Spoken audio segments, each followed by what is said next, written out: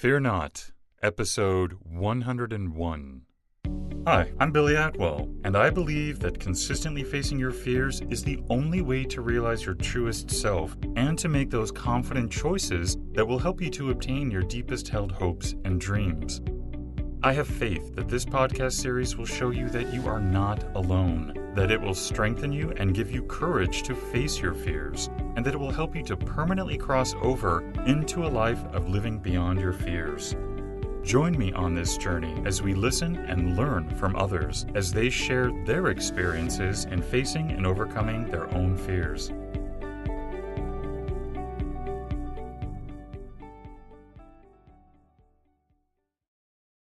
Hello, everybody. Today, you and I are going to be joined by Barbara Oakley.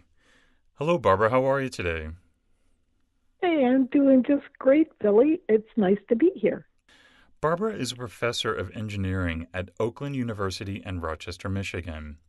Her work focuses on the complex relationship between neuroscience and social behavior, and her research has been described as revolutionary in the Wall Street Journal. Barbara has adventured widely through her lifetime. She rose from the ranks of private to captain in the U.S. Army, during which time she was recognized as a distinguished military scholar. She also worked as a communications expert at the South Pole Station in Antarctica and has served as a Russian translator on board Soviet trawlers on the Bering Sea. She's an elected fellow of the American Institute for Medical and Biological Engineering, and she's the author of her recently published book, Mindshift: Break Through the Obstacles to Learning and Discovering Your Hidden Potential. Barbara, can you take a few moments to fill in the gaps and maybe give us a brief glimpse of your personal life? Oh, well, let's see.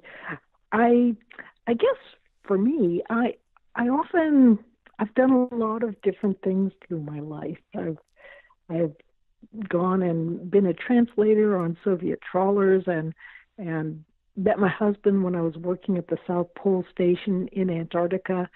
And but oddly enough, I was terrible at math and science when I was growing up.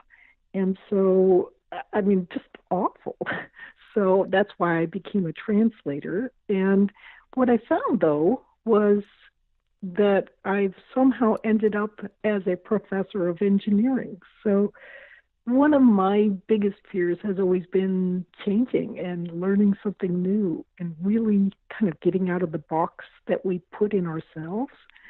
And so that's really, I think, what I've tried to do through my life, but it's always been a big challenge. Barbara, can we start off today by having you help us to understand what fear is from your perspective? I think fear is something that makes you feel really uncomfortable, and we're getting away from that idea of fear is somebody about to run up and clobber you and you see them coming. That's one kind of fear. But in our lives, our ordinary lives, we have a fear of the unknown and a fear of what we think we cannot do. And so I think that's the kind of fear that has always been something of a challenge for me. And so that's something I've always been very, very curious about, that sort of fear of personal change. Barbara, we were talking a little bit before the show, and I know that you sort of help people with their mindsets. I was hoping that you could share with us today some of those techniques that you do help people to implement into their lives so that they can make changes and reach their goals or whatever it is that they're trying to achieve. I think the biggest thing is that there's lots of little things you can do along the way to change yourself much more than you ever think you might be able to change yourself. And part of the way we do that is by breaking things down and having tiny successes along the way. So, for example, let's say that you are an event planner and you want to learn how to code because you're looking at the potential for some career change. Well, that's pretty intimidating. You're always thinking to yourself, there's these other people who are way better at coding. They've actually gone through, they've got their degree in computer engineering or programming or computer science. How can I ever catch up with them? But the way to do it is often to just take some baby steps. Look at some coding academy or something that's online that can help you take a little class in coding and just spend a little time doing that. And you'd be surprised if you practice along and just kind of take it slowly and put just a little time into it each day.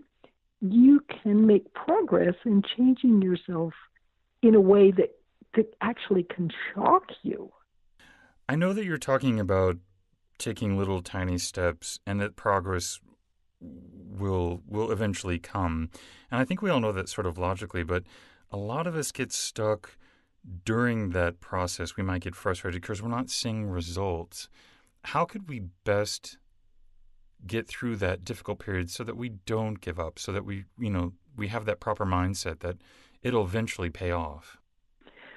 I think a good way to address this is to stop looking at the goal you really want to reach and instead just start looking at a system, setting up a system that works for you. And the system often simply means I don't care how good or how bad I am or I'm going to be at this.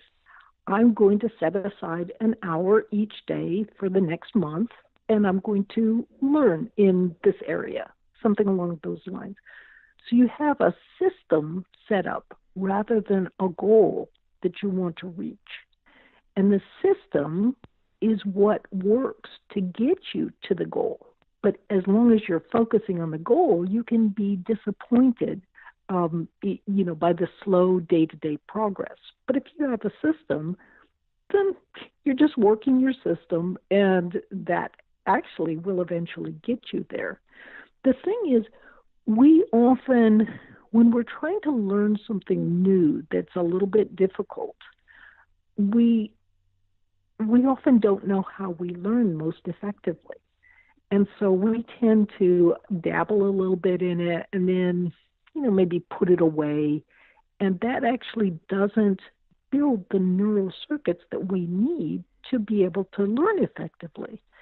So by doing a bit of daily practice, what happens is each day when you focus on learning and you go to sleep at night, during that sleep process, you're actually forming new synaptic connections that are the architecture of learning. So by kind of daily and nightly practice, learning a little bit each day and then sleeping on it when your new synaptic connections grow, you're starting to build little pathways at first of understanding in this new area. And then gradually those grow to become regular roads. So when you start thinking about something, it feels more comfortable.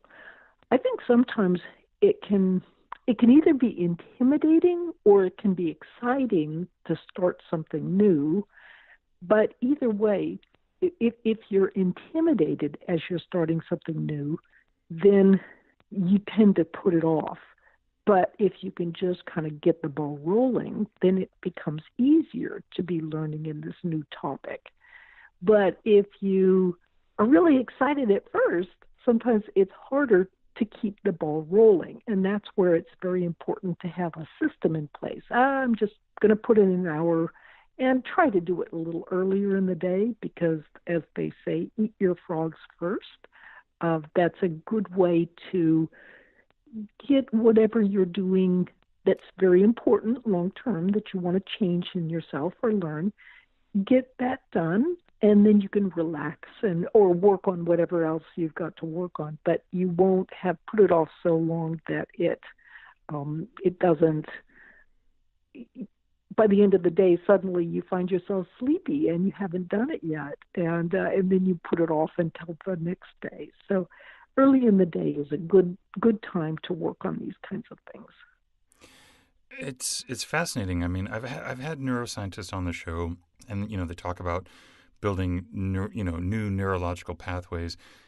But the way that you described it, and it's not, it's almost like when I was a competitive rower. So I'm coming from the experience of bodybuilding. It's kind of the same with building a muscle, it seems like. Oh, it is so analogous to building a muscle. And in that same sense, it's you would never become a weightlifter or a rower, for example, by just working out and cramming the night before some big meet in order to build the muscular structure. I mean, we all know that. But because you can't look inside your brain, we somehow think, oh, it's okay to cram when it comes to learning. But actually, some of the same metabolic processes are occurring in your brain related to learning as they are in your muscles related to building strength. And that takes time, and it takes day by day practice in order to build those structures. So again, that's why a little bit of practice every day, and without intimidating yourself with like too much stuff to do. I mean, if it's like one 25-minute session a day, that'll work just great. Just whatever works for you, but try to do a little bit every day. Barbara, how does working memory play into this? I mean, you're developing new systems, which means memory, correct? So how would that work? Well, it's funny. Working memory is really quite interesting. It's what we often don't realize is we think that if we have bad working memories, that we're sort of really bad, we're problematic, and what research is showing is something very interesting, and that is that if you have a poor working memory, like you go along and you're talking to somebody and something occurs to you and you're about to like react with this new idea, and then when you go to grab it, suddenly you realize you've forgotten what that new idea is. Oh, shiny, right? The people who have this kind of problem are often much more creative. And so it's kind of, researchers have realized that there's probably something analogous to 4 slots of working memory. In other words, we can hold something like 4 thoughts or 4 ideas, 4 numbers, 4 words or something like that or chunks of information at a maximum in our mind at any one time. Some people can do more, of course. Some people, like me, in the morning before I have my coffee, can do maybe 2, maybe 1. But the thing is, people who don't have really steel trap working memories, they, as it turns out, they'll concentrate and they get distracted, and then something falls out of working memory. But when something falls out, something else comes in. And that's where the additional creativity comes for people who don't have a real sort of steel trap working memory. And so it's quite interesting. Do you have to work harder to keep up with the people who have really good working memories? Well, yeah, you do. But you would not want to trade your creative working memory because it does give you more creativity. Barbara, if there was one thing that we could do today to start to make change in our life so that we can, get over the hump of fear to the other side of where we want to go, what would we do? Or what should we do? There's there's I'd say go for it, but go for it intelligently. So what do I mean by that? Let's say that you have this dream to do something else. Then what you want to try to do is see if you can dabble in it at first. Take a few online classes. For example, there are fantastic new online course providers. For example, I work with a course provider called Coursera. which is a pretty cool company, and they work with about 150 of the top universities around the world to bring great online courses, often for free or for very low cost, so that you can go and take a course on anything you want to learn that's kind of new and that will help you change. And the cool thing is that it's backed by research. It's really good information. Of course, there are other types of online providers out there that are more specific, providing information about things like, learning about Google Analytics or specific types of coding and so forth. There's just such great material available online now for anything you want to learn. In fact, I think it was a javelin thrower who won a gold medal, and he couldn't afford to fly to any of the camps and learn anything. He was from a disadvantaged background in Africa. He couldn't afford any of this kind of stuff, so he just watched YouTube, learned some great techniques, and won a gold medal at the Olympics. So the kinds of things you can learn online now are pretty amazing. So I think that's probably a really good approach to sort of dabbling in things and learning something new, and not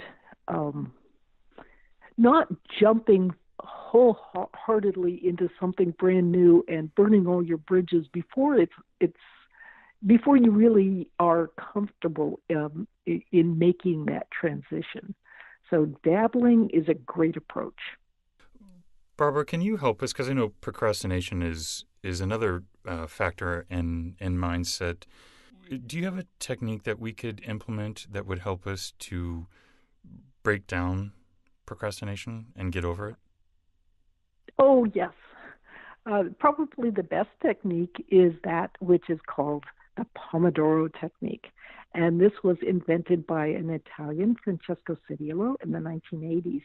It's so simple that it's absolutely wonderful. And that is, all you do is turn off all distractions, right? So no little ringy-dingies from your cell phone, nothing coming from your computer, no little pop-ups or anything like that. Set a timer for 25 minutes. Work as intensely as you can for the 25 minutes. Sometimes your mind will distract you because we all have sort of monkey minds. So you just bring it back as soon as you notice. And then when you're done, you reward yourself. So you can listen to your favorite song, or get up and go to the kitchen and have a cup of coffee, anything to kind of comfortably get yourself relaxed and distracted from what you've been doing before. That actually opens other neural circuits that help you to consolidate the information you've just been learning or acquiring. So Pomodoro technique is like the number one technique for, and it's really, really important. I teach a very, very large online class. We're approaching 2 million people now on learning. And one of the most popular techniques we teach in that course that we hear from everyone about how they love it is the Pomodoro technique. So just out of curiosity, if you have a task that requires more than 25 minutes, would you still break it out into 25 segments, take a break, and then get back to it? Sure. Although, on the other hand, let's say that you get going and you're really in a flow and you want to keep going. Well, I think that's just fine, because part of what the Pomodoro is meant to do is get you into the flow of whatever you're working on. And, as a little bit of a side mention, I have to say that procrastination sometimes or frequently arises because when you even think about something that you don't want to do or you don't like, it can activate a portion of the brain that experiences pain. And so the brain, naturally enough, looks for ways to stop that negative stimulation. And so then you procrastinate because you just turn your attention to something else. And so, in any case, what it turns out is that using the Pomodoro technique, it's that 25 minutes, as it turns out, gets you past the period of pain when you're thinking about something you don't want to do or you don't like. And then, and that is what helps you to get into the flow of whatever you're learning about. So in any case, it is okay if you have something that's like a 45-minute task. If you feel like it, keep going. But the worst thing you can do is to sit down and do a Pomodoro technique and say, I'm going to work on this problem or whatever I'm working on until I finish, instead of saying, I'm going to do 25 minutes and then I can quit, right? It's two completely different ways of framing your approach to things. And so you want to approach it from the perspective of, I just do my 25 minutes and I can quit at any time. And that helps you to not activate that pain center of the brain, which is what causes you to procrastinate in the first place. Barbara, what parting advice would you like to leave with us today? I would like to leave you with the thought of always keep learning. You can learn too much, but try to keep yourself open to new ideas. And what you'll find is that will help you to retain your flexibility through life, and kind of keep you from becoming one of those curmudgeons. So keep yourself open to new ideas, new perspectives, new learning, and do a lot of reading, because that will help you to always be amongst the smartest people in whatever group you're talking with, because you'll always have something to talk about. Well, thank you for that. And I want to thank you so much, Barbara, for coming on the show and really giving us a unique perspective on how to think and how to deal with fear and procrastination. So thank you so much. Oh, it's my pleasure. Thank you for joining me today. And remember, you cannot achieve everything, but you do have the God-given ability to achieve anything. So stay focused, out of fear, and keep on keeping on. Until next time, be well and peaceful. For more information on today's episode and guest, or for resources that will assist you in overcoming your fears, visit livingbeyondyourfears.com. And don't forget to subscribe to this podcast, where 3 times a week we move to a life beyond our fears.